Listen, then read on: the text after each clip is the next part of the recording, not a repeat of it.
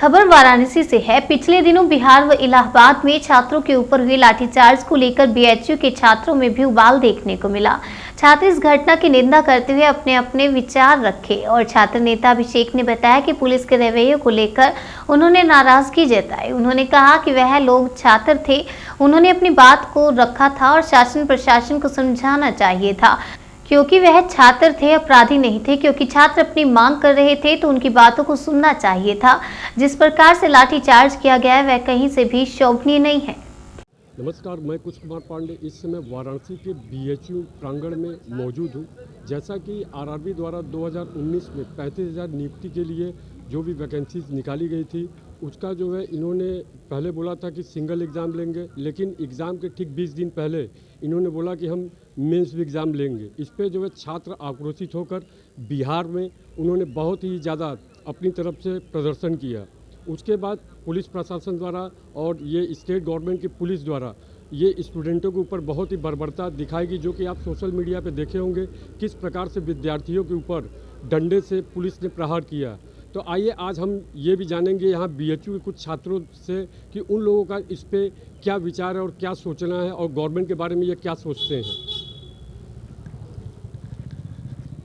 सबसे पहले अपना परिचय बता दीजिए। देखिए, अभिषेक सिंह, छात्र नेता काशी हिंदू विश्वविद्यालय। जैसा कि अभी कुछ दिन पहले बिहार में और ये आपका प्रयागराज में पुलिस द्वारा बहुत ही ज़्यादा उत्पीड़न किया गया विद्यार्थियों के, इसके बारे में आपका क्या कहना है? देखिए, इस घटना में जो पुलिस की रवैया थी उसमें बेशक मैं कह सकता हूं कि वो ठीक नहीं था, वो निंदनीय था। आखिरकार वो छात्र थे और अपनी मांग अगर रख रहे थे तो उनकी मांगों को समझना, उनकी मनसा क्या थी, इस बात को समझने की ज़रूरत थी। और प्रशासन के द्वारा एक चूक हुआ है, इसको सहजता से शासन के लोग को भी स्वीकार करना चाहिए, क्योंकि वो कोई अपराधी नहीं है। वो छात्र हैं, वो परीक्षार्थी हैं, वो विद्यार्थी हैं और वो अपनी मांग रख रहे थे। इसलिए उन पर इस तरीके का जो व्यवहार किया गया वो गलत है। क्या इन लोगों की मांग थी? इसमें देखिए, एक दूसरा जो पक्ष है, जो मांग थी, थोड़ी सी विसंगतियाँ एक समझ लीजिए, या विद्यार्थियों द्वारा या परीक्षार्थियों द्वारा या जो भी उसमें प्रतिभागी थे उनके समझ में कुछ विसंगतियां थी और कुछ शासन के द्वारा भी इस तरीके का, अब कह लिया जाए कि चीज़ें स्पष्ट नहीं थी, जिसका ये परिणाम रहा कि इस तरीके की घटना आप देखें और जो कि एक ठीक नहीं था, अमानवीय घटना थी। इसमें जो आरआरबी एनटीपीसी का जो ये 19 की भर्ती थी और इसमें जो जनवरी में जो ये परिणाम घोषित किए गए, उसमें जो परिणाम घोषित करने में थे कि जो स्क्रूटनी होगी, स्क्रीनिंग होगी, उसमें 20 गुने लोगों को बुलाया जाएगा। और उस 20 गुने में जो था, जो धरनारत, जो प्रदर्शनकारी जो छात्र थे, उनका कहना था कि जो रेलवे का जो जोन है वो प्रति जोन 20 गुना लोगों को बुलाया जाएगा।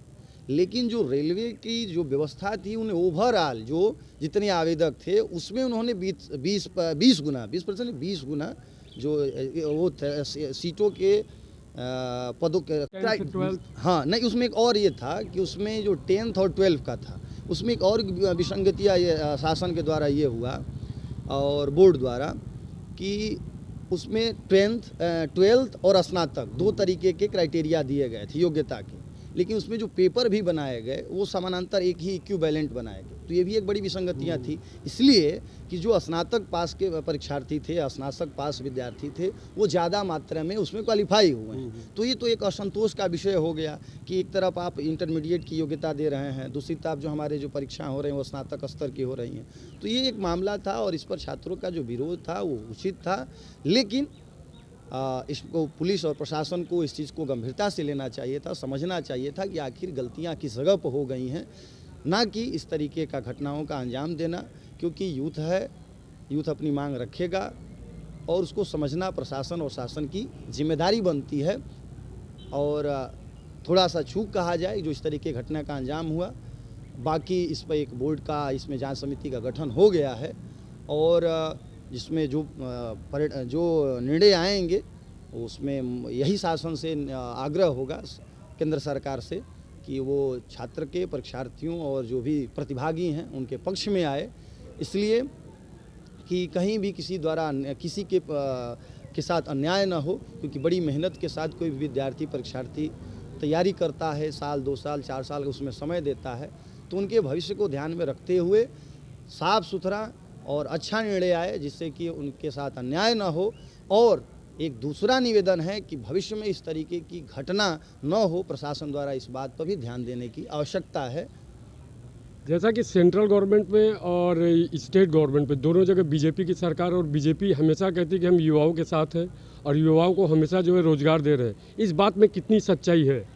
देखिए, उत्तर प्रदेश सरकार और स्टेट गवर्नमेंट और सेंट्रल गवर्नमेंट में भारतीय जनता पार्टी की सरकार है और उनका ये कहना है कि हम युवाओं के साथ युवाओं की हम बात करते हैं या उनके लिए हम पहल करते हैं, तो उसमें कोई दोहमत नहीं है। वो पहल करते हैं, शासन ध्यान दे रही है, लेकिन ये शासन नहीं, मैं कहा ना कि प्रशासन की कुछ गलतियां रहीं जो कि उस चीज़ को समझ नहीं पाए, और शायद समझे होते तो इस तरह घटना का अंजाम नहीं दिया गया होता।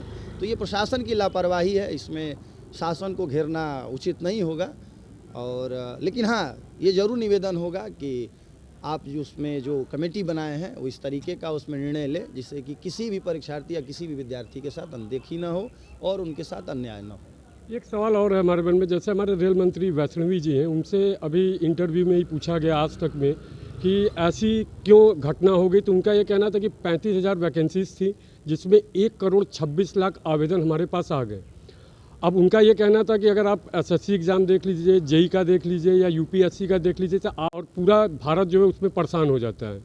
तो क्या ऐसा लगता है कि 1,26,00,000 ये जो जितने भी आवेदन गए, तो इस पर कुछ प्रॉब्लम हो सकती थी इनको कंडक्ट कराने में? देखिए, बड़ी संख्या है तो शासन द्वारा या व्यवस्था द्वारा एग्ज़ाम कराने में तो परेशानियाँ, छोटी भी एग्ज़ाम कराने में परेशानियाँ या दिक्कतें आती हैं।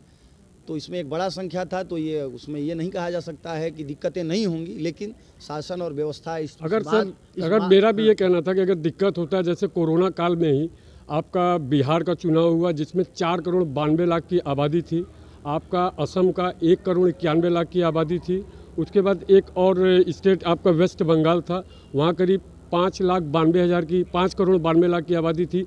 वहाँ पर इन्होंने पूरा जो है चुनाव कंडक्ट करा दिया।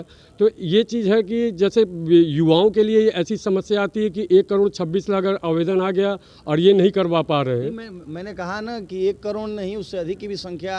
मैं तो कह रहा हूँ कि छोटी भी अगर एग्ज़ाम कराए जाते हैं तो उनमें परेशानियाँ आती हैं, व्यवस्था को संचालन करना पड़ता है। अगर बड़ी संख्या है तो दिक्कतें आएंगी, लेकिन यह कहकर भागा नहीं जा सकता है, वो तो कराना ही पड़ेगा क्योंकि आपने बाकायदे वेबसाइट पर आवेदन मांगा है, लोगों ने आवेदन दिया है, स्वतः तो आवेदन किसी ने नहीं दिया है, तो यह कहकर भागा नहीं जा सकता है।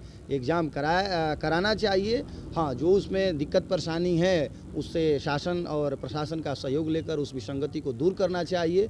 और एक बात जो सबसे बड़ा ये है कि 1 करोड़ से अधिक लोगों का आवेदन करना या किसी भी नौकरी के लिए अधिक से अधिक संख्या में आवेदन जो जा रहे हैं, उसका सबसे बड़ा एक मूल कारण है।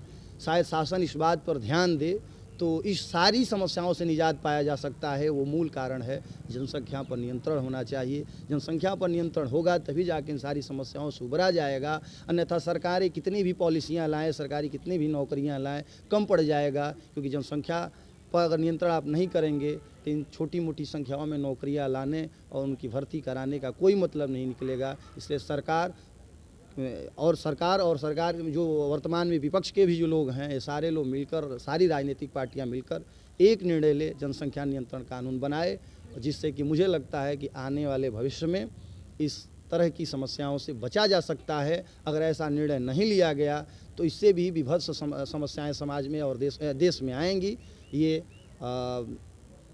स्पष्ट है।